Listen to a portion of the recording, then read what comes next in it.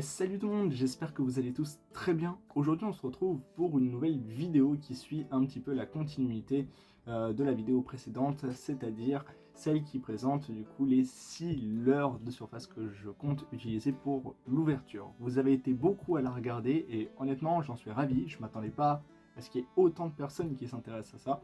Et du coup pour continuer, j'ai décidé de vous faire une vidéo spéciale sur quel nœud j'utilise sur mes montage, quel matériel, quelle taille de tresse, de fluorocarbone, etc.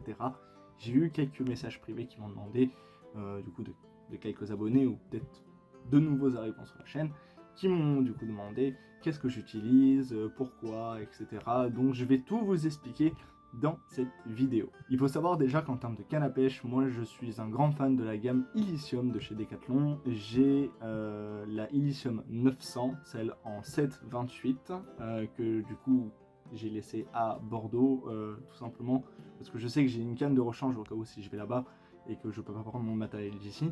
Mais ici j'ai ma Illicium 500 qui est une 10-40. Il me fallait une canne plus petite déjà en termes de taille, et surtout une canne un peu plus puissante, tout simplement parce que je pêche dans la Seine, et que dans la Seine on sait jamais, on peut tout taper en fait un silure, et il me faut au moins une canne qui puisse sans problème tracter un silure, et cette canne fait parfaitement l'affaire. J'ai réussi à remonter un silure de 1m12 avec, donc ça a été en plus son premier poisson, elle a été parfaitement bien baptisée, mais du coup voilà. Du coup on est parti, niveau tresse. Niveau 13, qu'est-ce que j'utilise? J'utilise du coup de la Joff.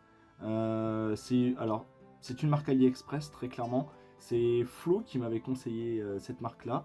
Et honnêtement, de ce que j'ai essayé, franchement, c'est vraiment sympa. C'est une 8 brun, pardon, et c'est du 14 centièmes. Donc c'est du 9 kg de résistance environ. C'est franchement, en plus sur le site, vous avez différentes couleurs de tresse. Moi j'ai opté pour la grise parce que je trouvais que ça allait bien en fait avec mon combo en termes de couleurs et tout. Mais en tout cas cette tresse est vraiment sympa, et ça coûte du coup, je crois que moi la bobine de 300 mètres je l'avais payé 7 euros, donc c'est pas mal. Et franchement ça tient vraiment bien.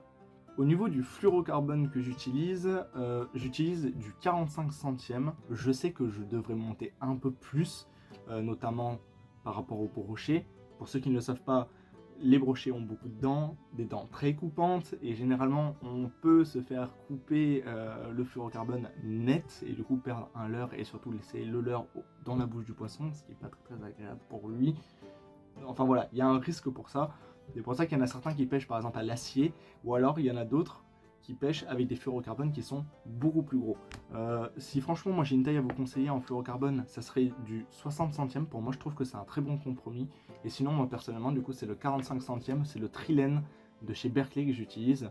C'est du 15 kg de résistance, donc honnêtement pour mes montages, moi je trouve que ça fait vraiment la paire, les deux, c'est parfait. Ça fait un super combo, et honnêtement c'est ce que je vous conseille.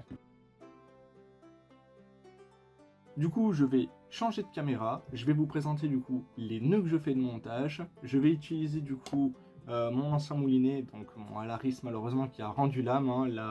La barre ici, la pièce juste ici a complètement cassé. Et du coup, je change évidemment de moulinet pour la saison prochaine. Je vais utiliser du coup le fil qui est dessus et un vieux fluorocarbone 25 centièmes pour vous montrer ce que je fais comme montage. Et comme ça vous permettra aussi de voir un peu mieux le nœud que j'utilise, etc. Ok, nous y voilà. Du coup, pour les montages, donc n'oubliez pas que c'est celui-là que de base j'utilise. Je vais le laisser de côté pour cette fois, parce que ce serait bête de gâcher du coup du fluorocarbone. Là, comme du coup c'est un fluorocarbone que j'utilise pas, je peux me permettre de l'utiliser, ça pour les montages, il n'y a pas de problème. Du coup, je prends mon fil que j'ai du coup dans mon moulinet.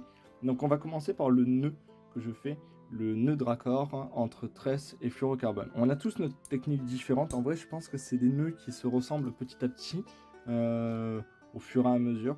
Donc du coup, pour le nœud en fluorocarbone, du coup, ce que je vous conseille déjà, c'est prendre une bonne blinde de tresse. Vous faites du coup une petite boucle que vous tenez comme ceci.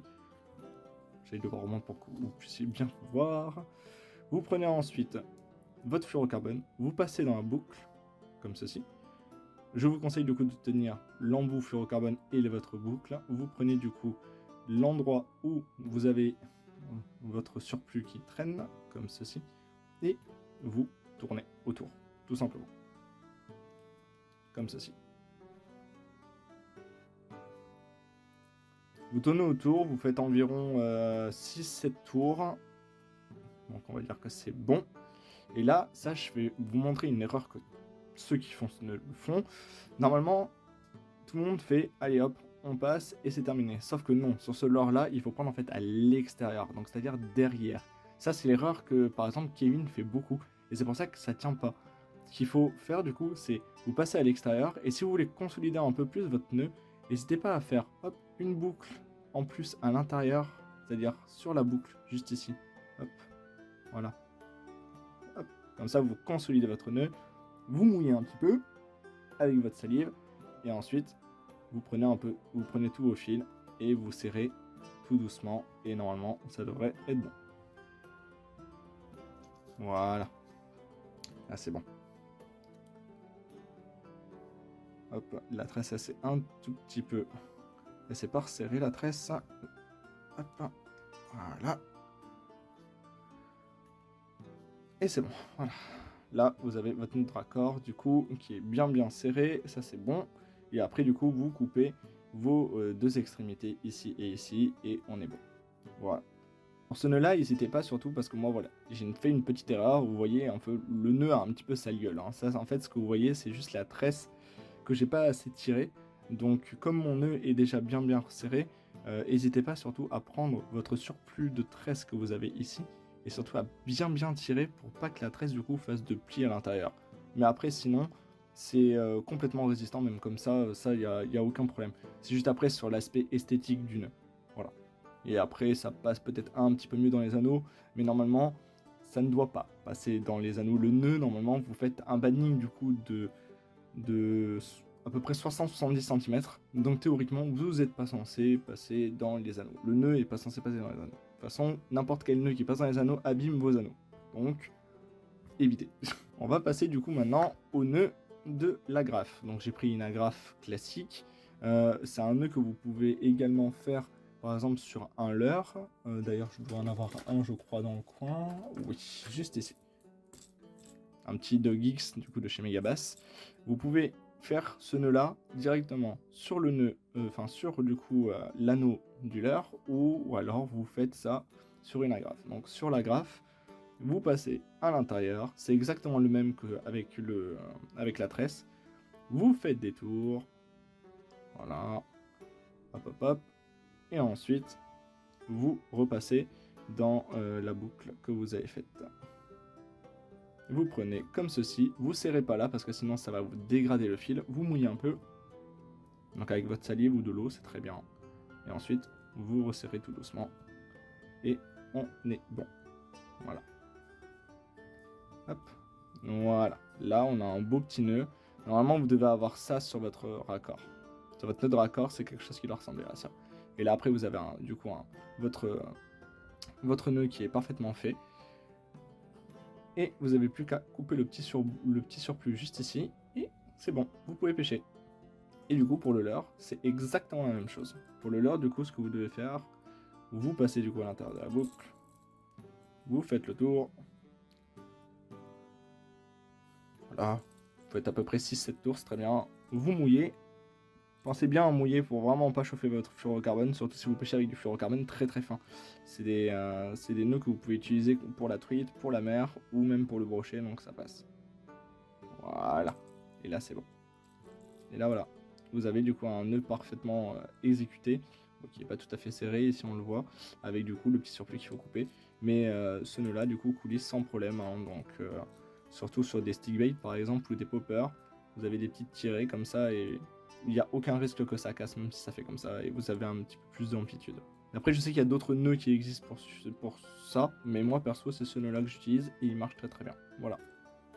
Je passe cette fois sur une petite astuce. Je compte pêcher la carpe pendant du coup mes vacances et là ce sont du coup des badlings que j'ai préparés exprès.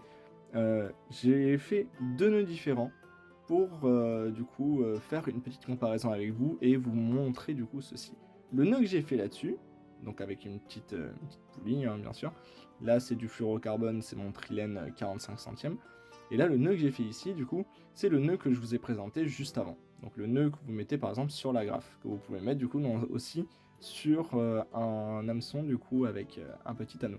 Sauf que du coup, là, ce qui se passe, c'est admettons, votre montage il est posé, donc comme ceci, et bien si le nœud coulisse, et qu'après vous faites opposer, votre hameçon va être complètement tordu, comme ceci.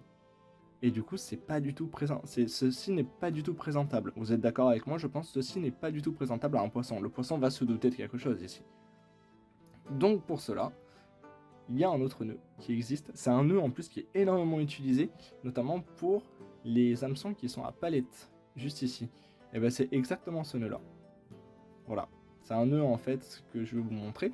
Ce nœud-là, il est énormément utilisé, il est très pratique. Déjà, peu importe le sens dans lequel vous mettez votre fil, l'hameçon ne bouge pas, il reste droit. Donc ça déjà pour la présentation, c'est très bien. Mais surtout, ce nœud-là vous permet de remonter l'appât directement sur l'hameçon et du coup sur le fil. Si par exemple vous pêchez au verre ou au couteau par exemple, c'est un nœud que vous pouvez vraiment utiliser par exemple pour du surfcasting. Ça c'est un nœud qui est très très pratique. Vous pouvez l'utiliser, moi j'utilise pour la carpe, pour du coup les maïs. Parce que les maïs, du coup, j'aime bien en mettre un ici, un au niveau du nœud qui cache le nœud et un sur le fil. Ça fait un appareil un peu plus gros. Et ça, les poissons, ils aiment bien. Notamment parce que les milieux sont pas mal infestés des fois d'écrevisses.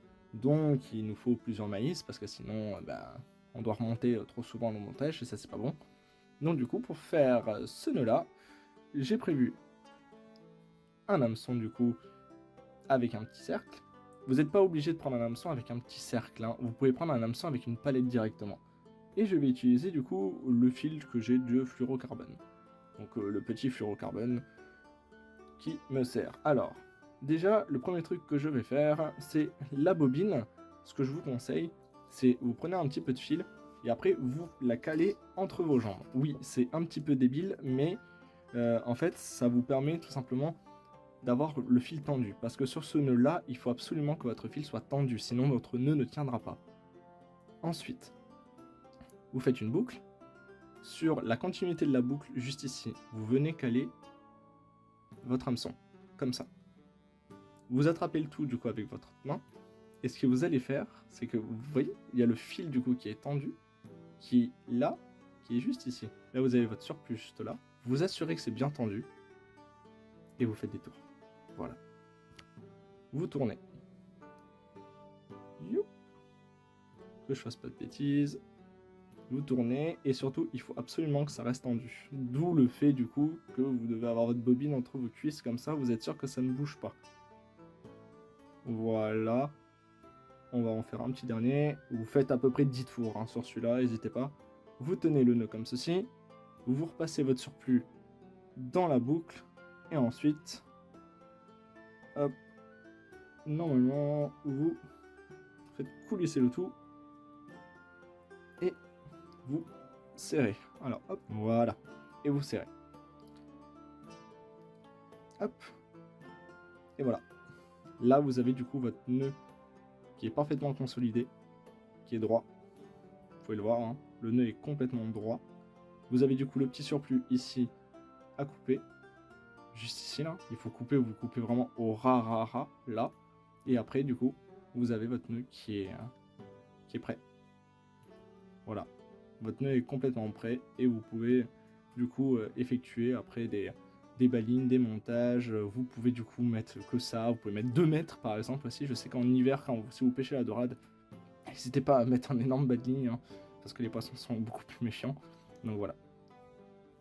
Voilà les montages, le montage du coup que je vais utiliser ça pour la carte au niveau de l'hameçon. Après le reste du montage, donc avec ce que j'utilise en appât, etc. Ça sera présenté évidemment dans la vidéo dédiée pêche à la carpe. Vous verrez tout ça sans problème. Voilà pour les montages. Je pense avoir tout expliqué. N'hésitez pas à me poser des questions dans l'espace commentaire s'il y a des choses qui ne sont pas très claires pour vous ou alors que vous n'avez potentiellement pas compris. Si vous-même vous avez des nœuds potentiellement à me conseiller, etc. Ce nœud-là, de tête, il me semble qu'il s'appelle le nœud baril, mais je suis pas sûr. Je crois qu'il a plein d'autres noms. mais je préférais directement vous le montrer comme ça, voilà, entre les différents noms, etc.